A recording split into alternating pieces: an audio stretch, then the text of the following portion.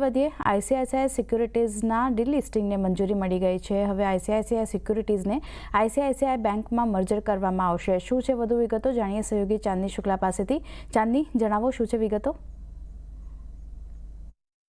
જી, જે રીતે તમે જણાવ્યું કે ડીલિસ્ટિંગ માટે એક મંજૂરી મળતી આપણને દેખાઈ રહી છે, તો ડિટેલ્સ લઈએ. આઈસીઆઈસીઆઈ સિક્યુરિટીઝના ડીલિસ્ટિંગ અને મર્જરને હવે મંજૂરી મળી છે અને આઈસીઆઈસીઆઈ સિક્યુરિટીઝ ડીલિસ્ટ થઈ અને ખાસ કરીને આઈસીઆઈસીઆઈ બેંકમાં એનું મર્જર થવાનું છે. 83.8% પબ્લિક ઇન્સ્ટિટ્યુશનલ શેર હોલ્ડર્સે પક્ષમાં મતદાન કર્યું છે, તો એમના તરફથી પણ એટલે શેરધારકો તરફથી પણ એક અપ્રુવલ અને મંજૂરી આપણે જોઈ રહ્યા છીએ.